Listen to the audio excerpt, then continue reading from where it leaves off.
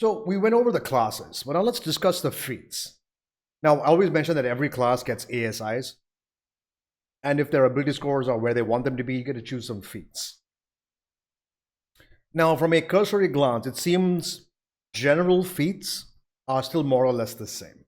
Nothing much has changed from them at all. So if you look at any of them, oops, wrong one, general feats, my bad. They all seem to be pretty much the same as it's always been. I'm sure they all have a little bit more nuance to their wordings because several things have changed in terms of terminology and wording when it comes to the new player's handbook. But all the feats tend to work the same. Although, if you notice, there are several feats missing from this list, and those have become origin feats. And that's the only place you can get those feats. So, let's look at the origin feats. Now, origin feats come from your background choice. Do we have, yeah, background options, there we go. So, you have acolyte, artisan, charlatan, criminal, entertainer, farmer, guard, guide, hermit, merchant, noble, sage, sailor, scribe, soldier, and wayfarer. Now, depending on depending on whatever class you're choosing and whatever background makes the most sense for your quote unquote backstory, you get an origin feat. For example, here the acolyte, they get magic initiate cleric. The artisan gets crafter. The charlatan gets skilled. The criminal gets alert. Entertainer gets musician. Farmer gets tough. A guard gets alert. The guide gets magic initiated druid. The hermit gets healer. Merchant gets lucky. Noble gets skilled. Sage gets magic initiated wizard. Sailor gains tavern brawler. Scribe gains skilled. Soldier gains savage attacker. And the wayfarer gains lucky. Now, these are all origin feats, which means if you don't have this origin, you cannot get any of these feats. They are removed from the general feat list. So whenever you get an ASI and you want to pick a feat, good luck. This is what you're going to get. But is there a way for you to get an origin feat through this? Doesn't look like it. Speedy, that's a new one. Actually, Speedy, that's new. Soulcaster. It doesn't look like anything here gives you access to an origin feat. So these can only be gained through your origins. No one else can get them. Like even when you, like I mentioned before, whenever you hit your ASI levels, which are 4, 8, 12, and 16, which is the general thing for most people, you don't get to choose your origin feats. Which in a way kind of pigeonholes people into choosing very carefully what they're going to be. But the problem there also is only one origin gets tough, and that is the farmer. Why on earth would anyone else choose anything else but farmer just so they can get their hands on tough? Tough is a fantastic feat to have, and only one origin gets it.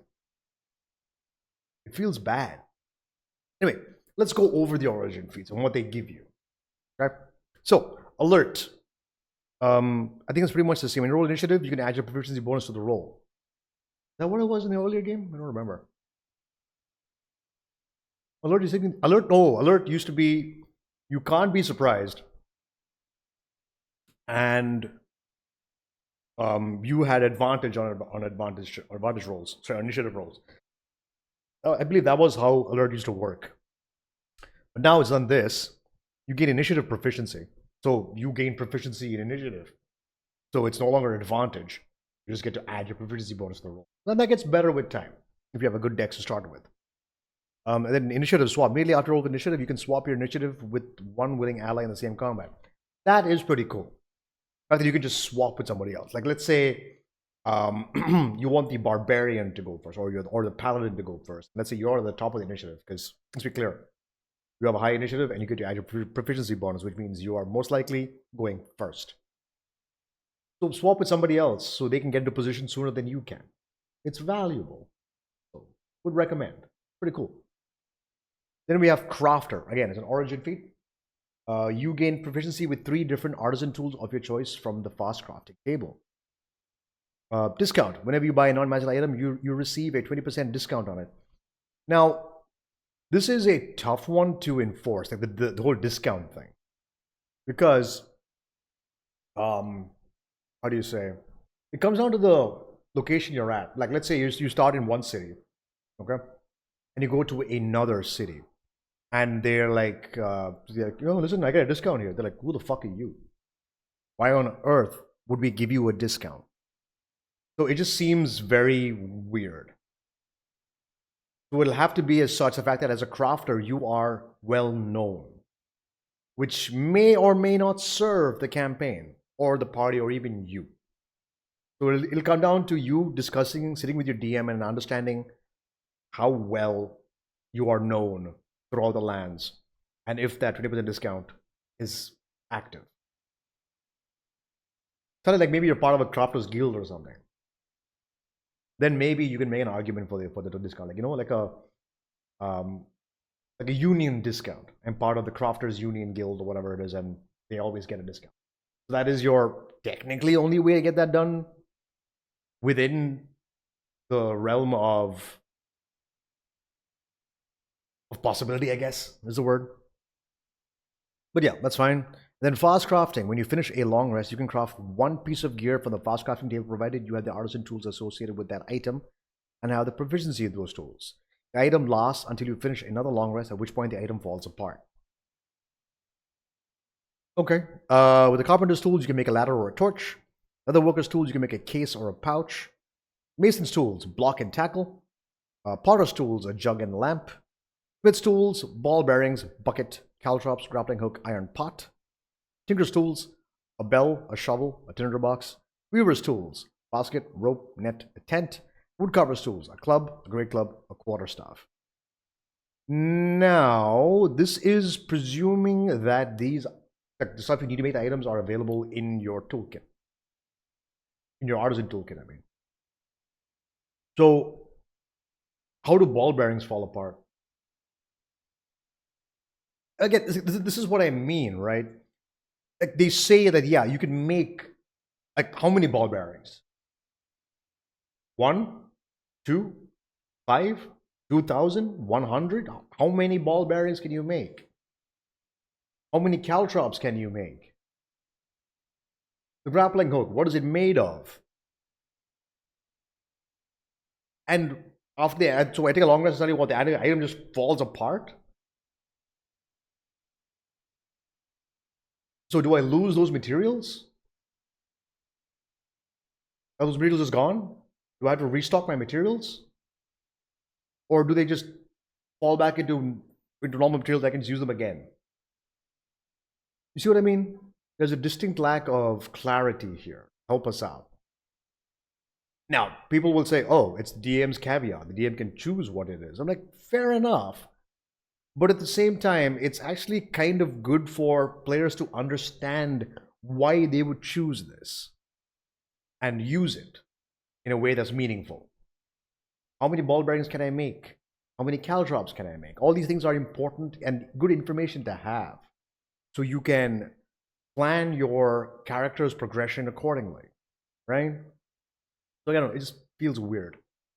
But yeah, that's Crafter. Then we have Healer, Battle Medic. So if you have a healer's kit, you can spend 1 use of it and tend to a creature within 5 feet of yourself as a utilize action. That creature can expend 1 of its hit point die, and then you roll that die. Creature gets a number of hit points equal to the roll plus your proficiency bonus. Okay, healing rerolls. Whenever you roll a die to determine the number of hit points you restore with the spell or with the Feats Battle Medic benefit, you can reroll the die if it's a 1, and you must use a new roll. Great. So it can never be minimal healing, which is good. Perfectly fine. But it's crazy because the hit point die is normally, do you just roll the die or do you also add them? You don't, right? It's just a die and you get to add your proficiency bonus. That's fine. But if I remember correctly, the healer in the old one was much more powerful. Like you could roll a set of hit die. But at the same time, Healing spells are better in this edition. It's one thing I noticed. But there you go. That's fine. Okay, this is perfectly. This is decent. Completely usable. Lucky. You have number of luck points equal to your proficiency.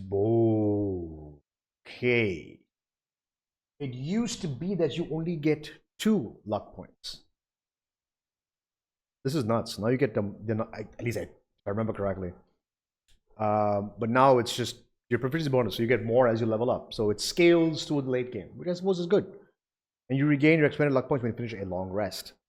When you roll a d20 for a d20 test, Jesus Christ, you can spend 1 luck point to give yourself advantage on the roll. Yeah, just free advantage. And when a creature rolls a d20 for an attack roll against you, only attack roll by the way, you can spend 1 luck point to impose disadvantage on that roll. Perfectly fine. Just fuck with somebody. Go crazy. Magic Initiate. Now, if I remember correct, I don't know if I mentioned in the previous videos, or at least the class-based videos, but the Sorcerer and the Warlock, Eldritch Blast is now unique to the Warlock. Sorcerer's Burst is unique to Sorcerer. So it's meant for them and them alone. Nobody else can get those. Which is why one of the reasons why they've removed actually even Bard is missing from it. You only have Cleric, Druid, or Wizard. So you get to choose one of those. So 2 cantrips, you learn 2 cantrips of your choice from the Cleric, Druid, or Wizard spell list. Int, Wisdom, or Charisma is your spellcasting ability for those Feats spells. Now, it depends on what class you are. If you are a Cleric or a Druid, it's easy. It's a Wisdom-based situation. And if you're a Wizard, Intelligence. But let's say you're a Bard and you want to pick up Magic Initiate. You choose Cleric, Druid, or Wizard. Or even as a Sorcerer, or actually any class can do it. Any class can pick this up, right? Yeah, anyone can. Actually, technically they can't, because it's an origin feat. My bad. Sorry, completely spoke out of my ass there. Nobody else gets this but the people, but the backgrounds with Magic Initiate. So you get to choose 2 cantrips from those 3, and Int, Wisdom, or Charisma is your spellcasting ability for those chosen spells when you choose the feat. Level 1 spell. You choose 1 level 1 spell from the same list you selected the Feats cantrips.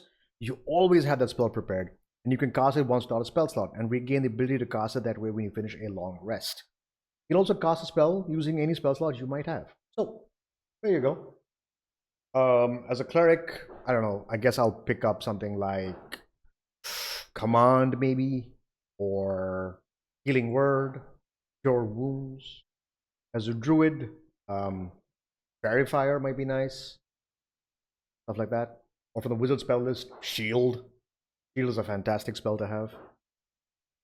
But yeah, having been able to cast something for free, pretty good. And then Spell Change. Whenever you gain a new level, you can replace one of the spells you chose for this feat with a different spell of the same level from that chosen spell list. Now, again, it's always a level 1 spell. It doesn't give you more than that. And you can take this multiple times. Wait, what? But it's not part of the general feats. But I guess if you play a human, or you have that Eldritch Invocation which gives you an origin feat, you can pick multiple Magic Initiates.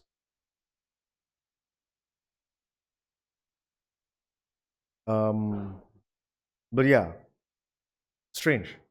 It's repeatable, but it's not available in the general feat section, right?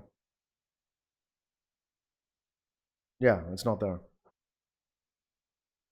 Okay. Magic Initiate. Let's go to Musician. You get proficiency with 3 musical instruments of your choice. An encouraging song. As you finish a long or short rest, you can play a song on a musical instrument which you have proficiency in and give heroic inspiration to allies who hear the song. The number of allies you can affect this way equals your proficiency bonus.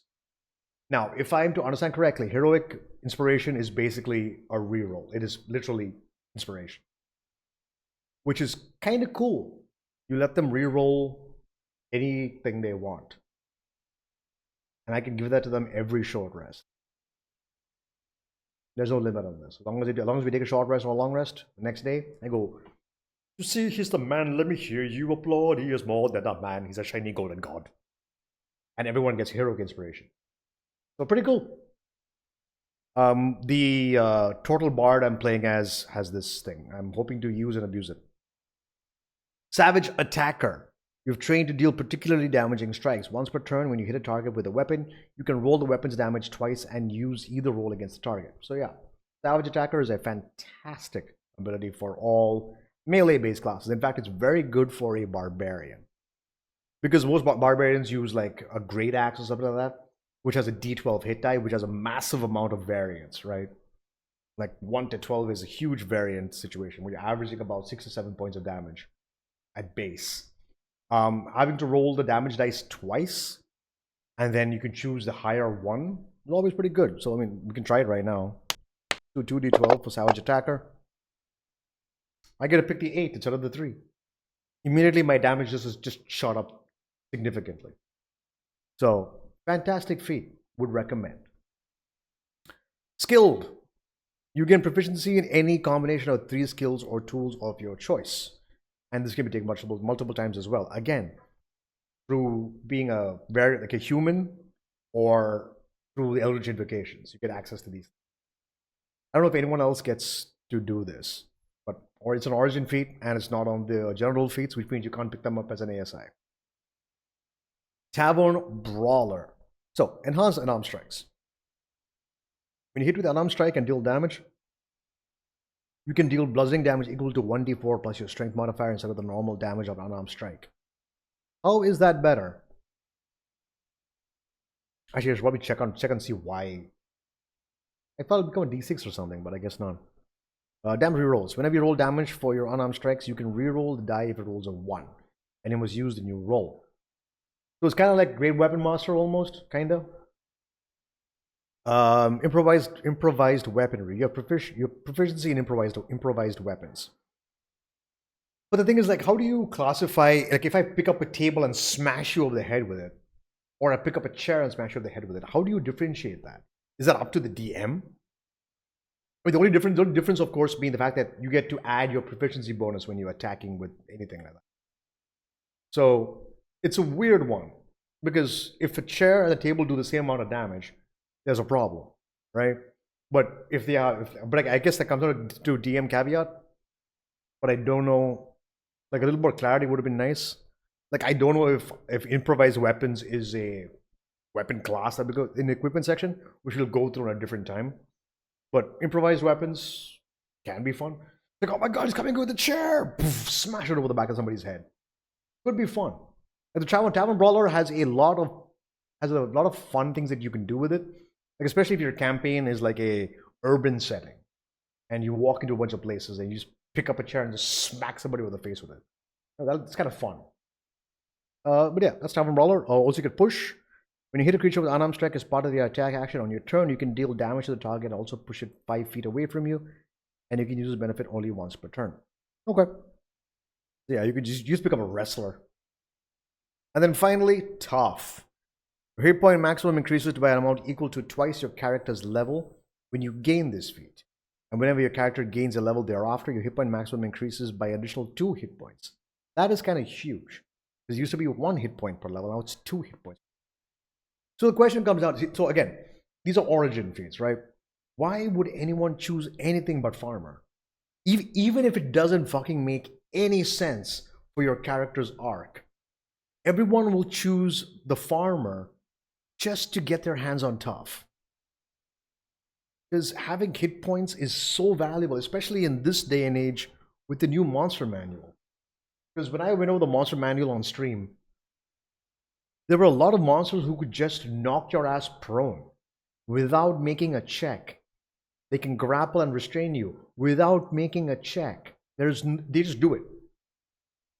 Another one was if you are knocked unconscious and this thing walks over you, you are instantly killed. So there are a lot of terrifying things happening in this game. So Tough is like easily one of the best ways to stay alive. So why would you choose anything but the Farmer?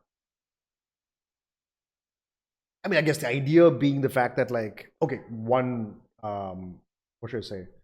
One point of clarity. You no longer get species or racial ASIs. All your ability score improvements for your when you begin your first character comes from your background. So we're going to club these together, origin, feats, and backgrounds, right? So the acolyte, for example, you get to boost intelligence, wisdom, or charisma. Again, up to you what you are going to be. Want to be a bard? Want to be a want to be a bard, a wizard, whatever it is. You get to increase, put one into each of these scores, or pick two of them. One is +2 and one is +1. It's basically how that works. And you also get these equipment choices as well, right? Like the artisan, you gain strength, dexterity, intelligence. Charlatan gives you dexterity, constitution, charisma. The criminal gives you dexterity, constitution, intelligence. Entertainer gives you strength, dexterity, charisma. Farmer, strength, constitution, and wisdom. Again, the farmer works for any wisdom-based class. That would be clerics and druids. Even the monk can pick up farmer because they have constitution and wisdom. In fact, anyone can pick this. Any class can pick this because constitution is one of the most important skills for the ability scores in the game because it's your health. The higher your constitution, the better your health will be. And the better your constitution saves are, and for spellcasters, that is huge.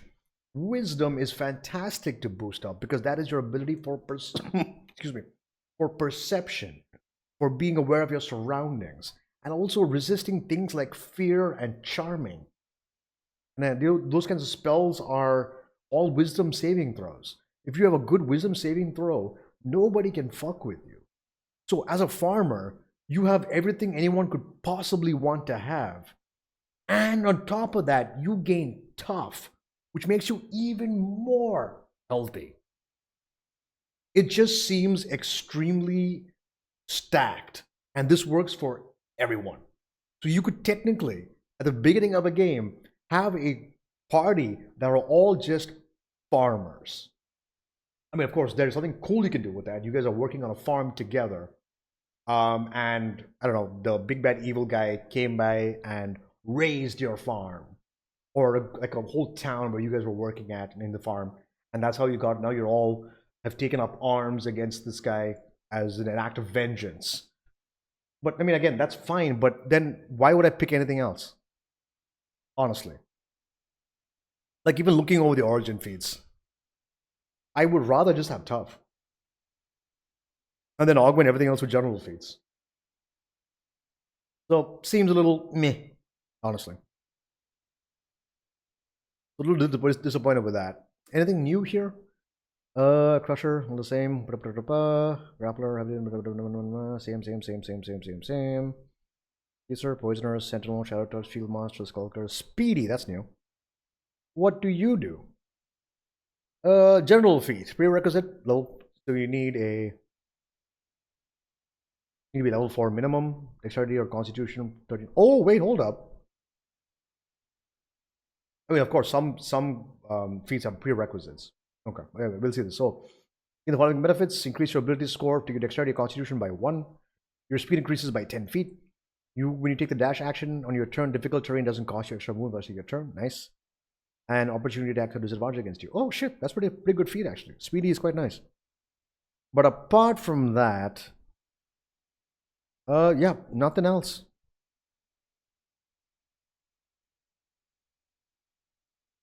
Oh, Warcaster has changed now. You get. Okay, you know what? Maybe we should go over these. So I mean, ASIs, everybody knows what that is. For those of you who saw that. Oh shit! I did not realize this. However, if you're at least level 19, that maximum increases to 22. Oh! Okay. I did not realize that was the thing that could happen. Okay, that's okay. That's interesting. So that is why there are like some of the classes have that you can increase your ability score up to by so much to a maximum of this much. And I was wondering, how the hell do you increase your ability score higher than that? And there it is. But then your last ASI is at 16. So how are you bumping? How? I mean, I guess you're getting a feat by a different method, I guess. I'm sure maybe there are items that give you ability score increases. So I guess that's one way to do it, I guess. I don't know. Weird. So actor. Minimum 13 charisma. Your charisma score increases by 1 to maximum 20. Impersonation, disguised or a real fictional person, you have advantage on charisma to convince others that you are that person. Cool. Mimicry, you can mimic the sounds of other creatures, including speech. Creature that hears a mimicry must succeed on a insight check to determine the effect is fake. Oh, so it is not a contested roll. It's just literally a... It's almost like a spell save DC. Okay. 8 plus 5, 13 plus proficiency bonus, and then the scales higher as it goes. Okay. Athlete. Strength and dexterity at 13 minimum. Increase your strength and dexterity by 1. Get a climb speed. You can just get up at using 5 feet of movement as opposed to half your movement. And you can make a running. Yep, that's pretty much the same. Charger. Strength and dexterity minimum 13. Increase strength and dex by 1. When you take a dash action on your turn, you can increase your speed for 10 feet for that action. If you move at least 10 feet in a straight line towards a target immediately before hitting it with a melee attack roll as part of the action, you choose one of the following effects. Gain a 1d8 bonus to the attack's damage roll, or push the target up to 10 feet away if it is no more than one size larger than you. This is good. Charger is pretty good. Just beat somebody to death with the extra 1d8. Nice. Chef. Ability score increase for your constitution or your wisdom by 1. You gain proficiency in cook's utensils. As part of a short rest, you can cook special food. You have the ingredients and a cook's utensils on hand. You can prepare enough of this food for a number of creatures equal to 4 plus your proficiency bonus. At the end of the short rest, any creature who eats the food and spends 1 or more hit die to regain hit points, they gain extra 1d8, which is nice. Bolstering treats. With 1 hour of work, when you finish a long rest, you can cook a number of treats equal to your proficiency bonus. If you have ingredients and cook's utensils on hand. These special treats last for 8 hours after being made. A creature can use a bonus action to eat one of those treats to gain a number of temporary hit points equal to your proficiency bonus. I mean, it's not bad, but it's something to do. Again, it can be this can be kind of part of your background, I suppose, if you want to be like one of those kind of people. Crossbow expert. Dex 13 minimum. Your dexterity score increases by 1. You ignore the loading property of hand crossbow, heavy crossbow, and light crossbows. If you're holding one of them, you can load the piece of ammunition into it, even if you lack a free hand, which is good. Firing in melee. Being within 5 feet of enemy doesn't impose disadvantage on your attack rolls with crossbows. And when you make the extra attack of a light property, you can add your ability modifier to the damage of the extra attack if that attack is with a crossbow that has a light property and you aren't already adding modifier to that damage. So I guess if you're dual wielding 2 hand crossbows, it was like boom, boom. Normally you don't get the second attack, but now with this you do. So pretty cool. Crusher.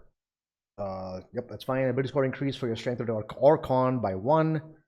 You can, once per turn, you can hit a target with an attack that deals bludgeoning damage. You can move it to 5 feet or an occupied space.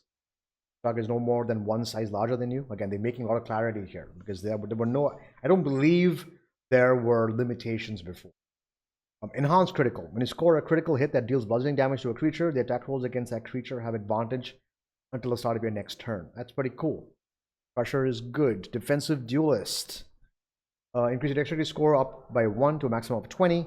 By holding a finesse weapon, another creature hits you with a melee attack. You can take a reaction to add your proficiency bonus to your armor class. Yeah, it's just like a pyong parry against the attack. Nice. That's cool. Dual wielder. You can increase your strength or dex by 1. When you take the attack action on your turn and attack with a weapon that has a light property, you can make 1 extra attack as a bonus action later on the same turn with a different weapon, which must be a melee weapon that lacks the 2-handed property. You don't add your ability modifier to the extra damage unless that modifier is negative. Okay. Always hated this. You can draw or stow 2 weapons that lack the 2-handed property when you would normally be able to draw only 1 or stow only 1. Technically, yeah, so it's sword out, sword in. You have 2 swords, you can go. Oops. You can be Artemis and Trary or Bristuarden with their dual wielding weapons. The option is there. Durable. Your constitution score goes up by 1. You have advantage on death saving throws. That's quite valuable. Speed of recovery as a bonus action. Wow. As a bonus action, wow. Why am I having a trouble saying that? You can expend one of your hit point die, roll the die, and regain a number of hit points equal to that roll. Okay. Cool. Elemental Adept. It says acid for some reason, but it's technically all of them. Actually, not all of them. There's a limitation, right? We'll get to that in a second. I'll show you what it means in a second. So you get to increase your intelligence, wisdom, or charisma scores by 1 to a maximum of 20. Spells you cast ignore resistance to X damage. In addition, when you roll damage for a spell that you cast that deals X damage, you can treat any 1 on the damage die as a 2. So you never deal minimum damage. But I believe Elemental Adept gives you acid, cold, fire, lightning, or thunder. I don't know why they specifically only said acid there. Again, I think that's a formatting error. Like this should show all the elemental options. Fey Touched. Your intelligence increases. Your intelligence, wisdom, or charisma score increased by 1, to maximum of 20. You gain Fey Magic. Choose one spell from the Divination or Enchantment School of Magic. You always have that spell and the Misty Step spell prepared. You can cast each of these spells without expending a spell slot. Once you cast either spell in this way, you can't cast a spell in this way again until you finish a long rest. And of course, you can always cast those spells with your existing spell slot. You only cast them once for free for a long rest. Pretty good. Grappler. Increase your strength or your dexterity by 1. When you hit a creature with an unarmed strike as part of the attack action on your turn, you can use both the damage and the grapple action. And you can use this benefit only once per turn. Makes sense, you can't grapple 2 people, I guess. Well, maybe you can, but in this case, let's say no. You have advantage on attack rolls against a creature grappled by you, which is nice. And then Fast Wrestler, you don't have to spend extra movement to move a creature grappled by you if the creature is your size or smaller. Yeah, so you can just move somebody around. And like this works well with Tavern Brawler. So Tavern Brawler and Grappler together, and you're just like, let's go. Knock people out and just like do all sorts of cool stuff with them. Fun. Great Weapon Master. Strength score minimum 13. Increase your strength score by 1. Heavy Weapon Mastery. When you hit a creature with a weapon that has a heavy property as part of the attack action on your turn, you can cause the weapon to deal extra damage to the target. The extra damage equals your proficiency bonus. Oh, they've changed Great Weapon Master. You get to add your proficiency bonus as extra damage on top of that. Hugh, immediately after you score a critical hit with a melee weapon or reduce a creature to 0 hit points with 1, you can make 1 attack with the same weapon as a bonus action. So how it used to be, first of all, it didn't. I think every feat now gives a ability score increase, which is kind of cool, I guess. But how it used to be in the old player's handbook was you could take a -5 to your attack roll, and if you hit with said attack roll with a heavy weapon, you get to add +10 to the damage of that roll. I don't know why they changed that. I guess, again, it's that whole I am swapping out hype for consistency. Not a big fan of this. Because hype was the fun of it. But yeah, there you go. Extra damage. Cool. Heavily armored. You need medium armor training at minimum. Your con goes up by 1, con strength by 1, and you gain training with heavy armor. Cool. Heavy armor mastered. Master, sorry. Wait, did I look at heavily armored? I did. Okay. And heavy armor master is what? Again, same thing. Oh, okay. You must have heavy armor training, right? Increase your con strength by 1. When you're hit by an attack while you're wearing heavy armor, any bludgeoning, piercing, or slashing damage dealt to you by the attack is reduced by a number equal to your proficiency bonus. It doesn't say this doesn't work against magical bludgeoning, piercing, or slashing damage. So you can just reduce. I guess magicals isn't not affected by damage or damage reduction. It's just flat damage reduction. This is actually quite good. Have fun with that one. Inspiring Leader. You need a wisdom or a charisma of 13. You can increase your wisdom or charisma by 1. When you finish a short or long rest, you can give an inspiring performance, a speech, a song, or a dance. When you do so, 6 allies, which can include yourself, within 30 feet of yourself, who witness the performance, the chosen creatures each gain temporary hit points equal to your character's level plus the modifier of the ability you increase with this feat. Nice. Just free temporary hit points. Hell yeah. Keen mind, intelligence plus 13. Wow. Intelligence 13 minimum. You increase intelligence by 1. Choose one of the following skills: Arcana, History, Investigation, Nature, or Religion. If you lack proficiency in the chosen skill, you gain proficiency in it. And if you already have proficiency in it, you can gain expertise in it. That's quite good. You can use the study action as a bonus action. So this used to be is the fact that you could always tell which way is north, and you always knew time of day. And you could increase either your intelligence or wisdom or charisma score by 1, if I remember correctly. But the earlier things seemed a bit meh. Very niche. If you're lost in the woods, you have no idea where the fuck you're going, you need directions. At least as someone with keen mind go, I know which way is north. Then you can at least go from there. Right? But this is kind of cool. You gain proficiency in a skill, or you can gain expertise in a skill. That's actually quite valuable. And so the action as a bonus action, you can investigate something without having to use your action to do. Could be fun. Lightly armored. Increase your strength or dex by 1. You gain training with light armor and shields. Cool. Mage Slayer. Increase your strength or dex by 1. Whenever you damage a creature that's concentrating, it has a disadvantage on the saving throw to maintain concentration. That's cool. If you fail intelligence, wisdom, or a charisma saving throw, you can cause yourself to succeed instead. Oh, sick. That's nice. Once per short rest? Hell yeah. Pretty sick. Martial weapon training. Increase your strength or dex by 1, and you gain proficiency in martial weapons. That's fine. Medium armor master. You need medium armor training. Increase your strength or dex by 1. While you're wearing medium armor, and you can add 3 rather than 2 to your AC if you have dexterity score of 16 or higher. Very cool. Nice. Moderately armored. You need light armor training for this. Strength or dex by 1, and you gain training with medium armor. Cool. Mounted combatant. Increase your strength, dex, or wisdom, really, by 1, okay. While mounted, you have advantage on attack rolls against any unmounted creature within 5 feet of your mount that is at least 1 size smaller than the mount. Most mounts are large, so it makes sense. Leap aside, if your mount is subjected to an effect that allows it to make a dexterity saving throw or to take only half damage, instead takes no damage if it succeeds on the saving throw and only half damage if it fails. For your mount to gain the benefit, you must be riding it, and neither of you can have the incapacitated condition. Okay? Fear. While mounted, you can force an attack that hits your mount to hit you instead if you don't have the incapacitated condition. More or less the same, but a little bit more clarity. The advantage against creatures who are smaller than the mount, that's more or less very easy to do. Most creatures are medium-sized. That works out.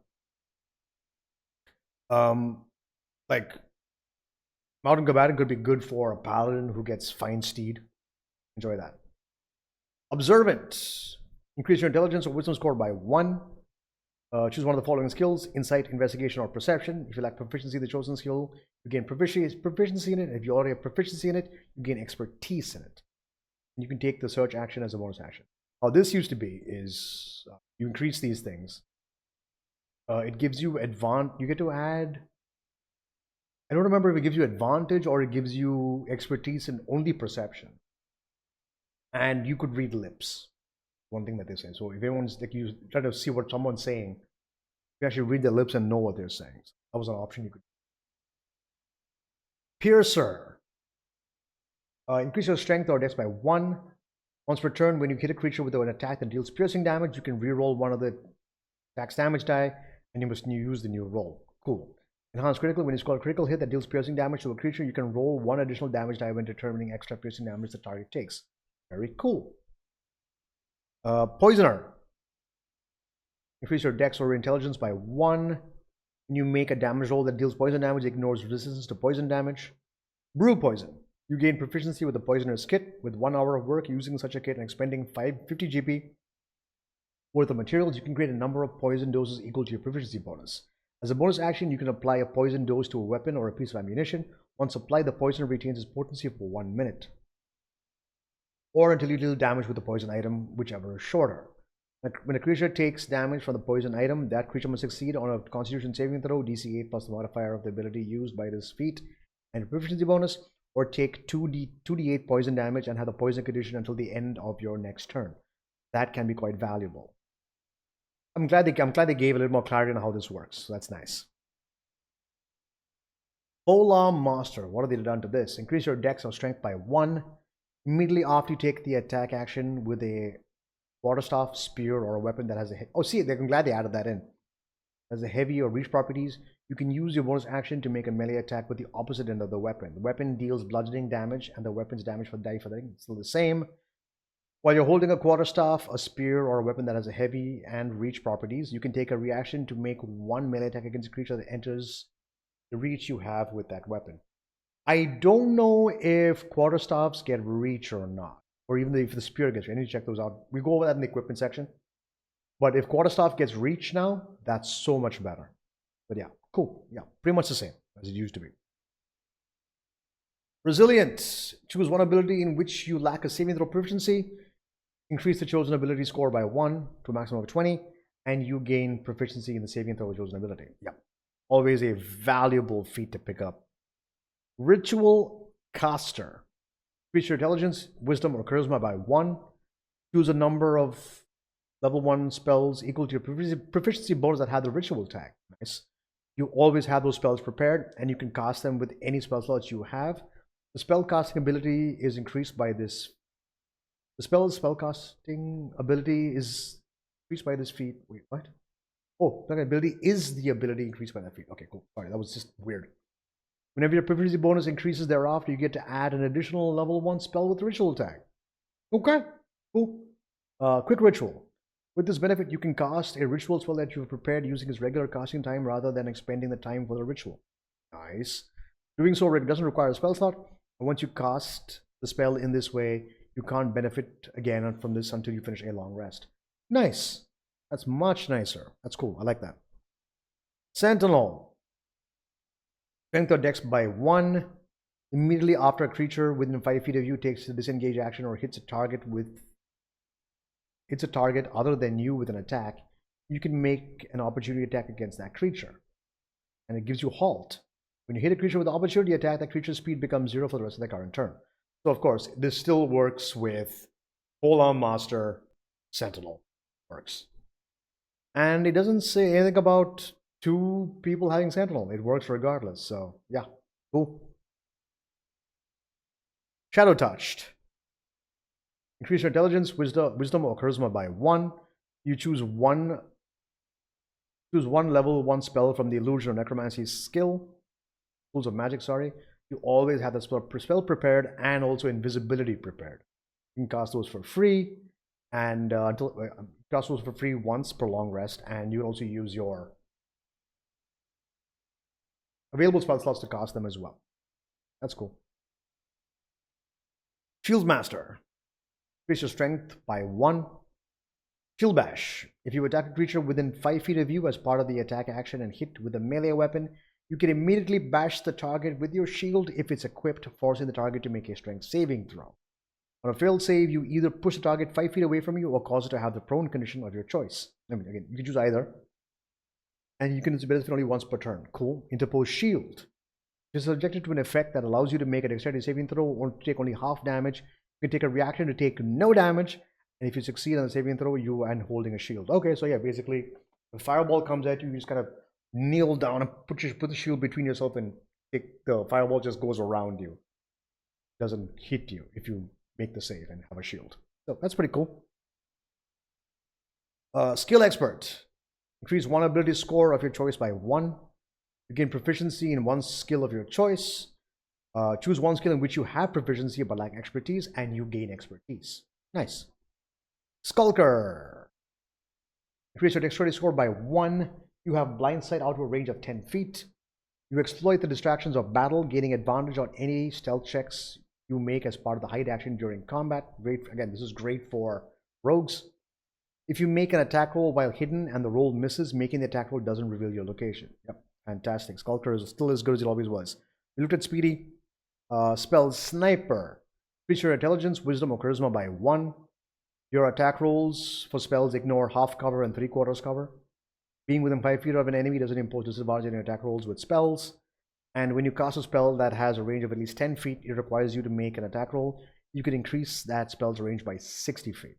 Pretty cool. Telekinetic. You can increase your intelligence, wisdom, or charisma by 1. You learn the Mage Hand spell. You can cast without verbal or somatic components. You make the spectral hand invisible, and its range and distance can be away from you is both increased by 30 feet when you cast it, and the spellcasting ability is ability increased by this feat. As a bonus action, you can telekinetically shove one creature you can see within 30 feet of yourself. When you do so, target must succeed on a strength saving throw. The DC is 8 plus the ability modifier of the score increased by this feat and your proficiency bonus, or be moved 5 feet away, either toward or away from you. Yeah, this is still the same. Telepathic. Increase your intelligence, wisdom, or charisma by 1.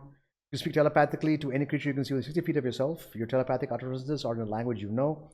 Creature understands you only if it knows that language. Your communication doesn't give the creature the ability to respond to you telepathically. Always have the detect thought spells prepared. You can cast without a spell slot or spell components, and you must finish a long rest before you can cast it in this way again. You can also cast it using spell slots if you have the appropriate level. Your spell casting is the ability to up. That's fine. That's still the same. Warcaster. Increase your intelligence, wisdom, or charisma by 1. Advantage of concentration checks. Creature provokes an opportunity attack from leaving your reach. You can take a reaction to cast a spell at the creature rather than making an opportunity attack. The spell must have a casting time of 1 action and must target only that creature. You can perform somatic components of spells even when you have a weapon or shield in both hands. I don't care about this. Genuinely, I don't care about this. I will never enforce that on anybody. And finally, Weapon Master. Increase your strength or dex by 1. You gain training with weapons, allows you to use mastery property of one kind of simple or martial weapon of your choice, provided you have the proficiency with it. Whenever you finish a long rest, you can change the kind of weapon to another eligible kind. Okay. So yeah, those are the feats, and every feat gives you like they call half feats. No, not really. But every feat gives you an ability score increase. That's kind of cool. I like that. That's nice. Let's go to the fighting style feats. So yeah, so archery. +2 to a bonus attack rolls you make with ranged weapons. That's fine. Blind fighting, blind sight out to 10 feet. Defense, while you're wearing light, medium, or heavy armor, you gain a +1 to your AC. Dueling, when you're holding a melee weapon in one hand and no other weapons, you gain a +2 to the damage rolls of that weapon. Yep, that's great. Great weapon fighting. When you roll damage for an attack you make with a melee weapon that you are holding with 2 hands, you can treat any 1 or 2 on the damage as a 3. The weapon must have two-handed or the versatile property to gain this benefit. That's cool, but you have to be holding it in 2 hands. It has to be, even if it's a versatile weapon, you have to two-hand it for you to get access to this. Cool. Interception. When a creature you see hits another creature within 5 feet of you with an attack roll, you can take a reaction and reduce the damage dealt to the target by 1d10 plus your proficiency bonus. You must be holding a shield or a simple martial weapon to use this reaction. You can just see them block the attack or at least reduce the damage enough. That's kind of fun. Protection. When a creature you can see attacks a target other than you that is within 5 feet of you, you can take a reaction to interpose your shield if you're holding one. You impose disadvantage on the triggering attack roll and all other attack rolls against the target until the start of your next turn if you remain within 5 feet of your target. Yeah, so you're just protecting, like if you're a barbarian, you're a paladin, you can just kind of put that there, help them out. Like if a barbarian goes reckless, you can just you can use protection to stop them from getting hit with advantage. Instead of advantage, they get hit by a straight roll. So that could be good. So as a paladin or a fighter, this might be worthwhile picking up. Thrown weapon fighting. When you hit with a ranged attack roll with a weapon that has a thrown property, you gain +2 damage to the bonus roll. So now throwing knives and shurikens and all that stuff has value. Good. 2 weapon fighting. When you make an extra attack as a result of using a weapon that has a light property, you can add your ability modifier to the damage of that attack if you aren't already adding it to the damage. Okay, cool. Wait, hold on a second. Yeah, I mean, yeah, that's how it is. Unarmed fighting. When you hit with the unarmed strike and deal damage, you can deal bludgeoning damage equal to 1d6 plus your strength modifier instead of the normal damage of an unarmed strike. If you aren't holding any weapons or a shield, when you make the attack roll, the d6 becomes a d8. At the start of each of your turns, you can deal 1d4 bludgeoning damage to one creature grappled by you. Nice. That's pretty cool. I like unarmed fighting. So unarmed fighting with Tavern Brawler and Grappler.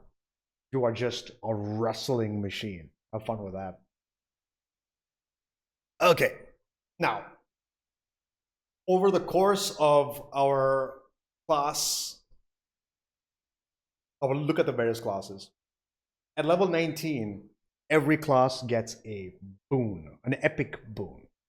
So as it says here, everything has a prerequisite of level 19. You have your level 19, or you can't choose any of these. So let us begin.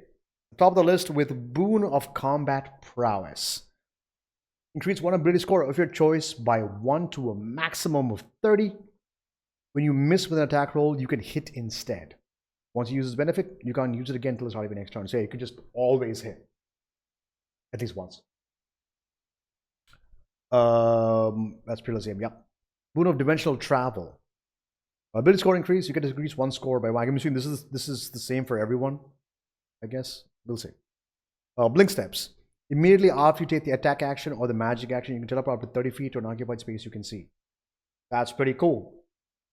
And for example, if you're a ranger, you can just go shoot, teleport, a rogue, stab, teleport back away.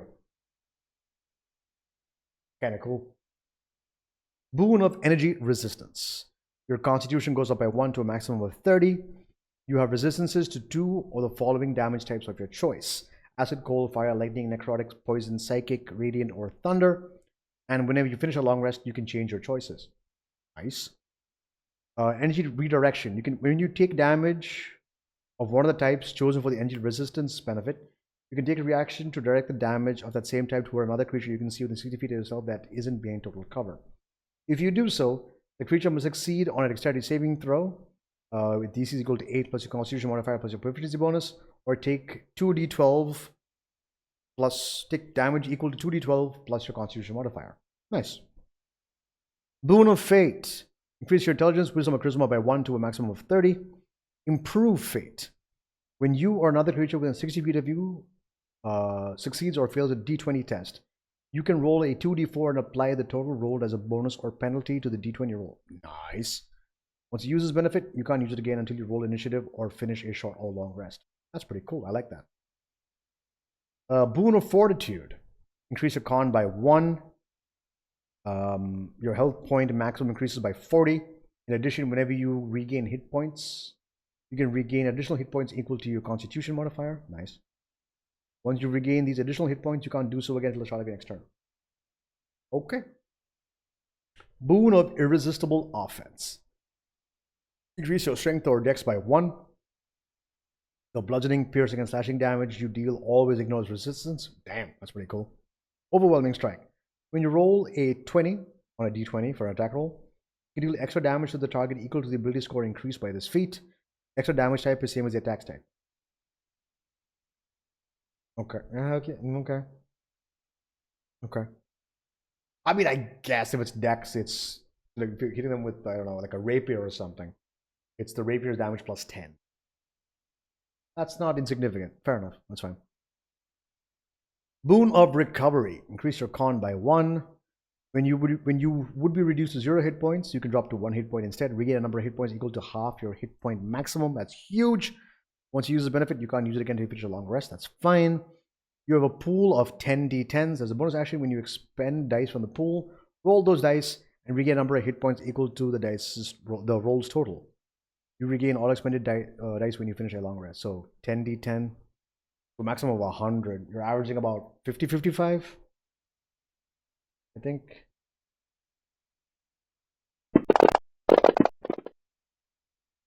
Yeah, something like that. That's a very good roll, actually. Not insignificant. Not at all. So yeah, 55, 60, 65. I think it's like 55 to 65 is the average you can get. That's pretty cool. Boon of Skill. Increase one ability score by 1 to a maximum of 30. You gain proficiency in all skills. Nice. Choose one skill in which you lack expertise, and you gain expertise in that skill. Don't know if that really matters at level 19, but okay. Boon of Speed. Increase your dex by 1. As a bonus action, you can take the disengage action, which also ends a grapple condition on you. That's pretty cool, actually. And your speed increases by 30 feet, so you're just like, pew, fast as fuck. Fast as fuck, boy. Boon of Spell Recall. Increase your intelligence, wisdom, or charisma by 1. Whenever you cast a spell with a level 1 to 4 spell slot, roll a d4. The number you roll is the same as the slot level. That slot isn't expended. That's not really free casting, is it? If I cast a first level spell, then I roll like, okay, I'm going to cast Healing Word level 1. Have it. Cast it for free. Healing Word level 1. So I expend the spell. If that happens. The fuck?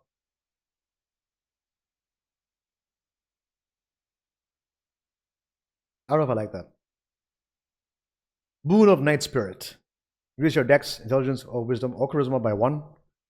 While within dim light or darkness, you can give yourself the invisible condition as a bonus action. The condition ends on you immediately after you take an action, bonus action, or a reaction. While in dim light or darkness, you have resistance to all damage except psychic and radiant. Cool. And finally, the Boon of True Sight. Increase your intelligence, wisdom, or charisma by 1 to maximum of 30. And you have True Sight out to a range of 60 feet. I mean, if it was up to me, I would choose the Boon of Fate. That's amazing. Combat prowess also is pretty cool. This can be fun. This also is good. This is good. This, I don't know if it matters at level 20. Level 19 even, sorry, that matter. I'll go, okay, if up to me, True Sight, Recovery, Offense, Fate is my top tier, by the way. I love Fate the most. And actually, even this is also pretty good. But yeah, those are the feats. This has been a bit of a long video. I do apologize. I'm sure I did a lot of rambling and raving about stuff. But these are the basic feats that players have access to and what I think of them. If you have your thoughts, feel free to leave them down below in the comment section down below. Jesus, I'm being just saying redundant things. If you like what you see, hit that like button. And if you want to see more stuff like this, hit that subscribe button. And that's going to be it for me for now. So thank you guys all so much for watching. So from me to you guys, till next time, roll for initiative, bitches.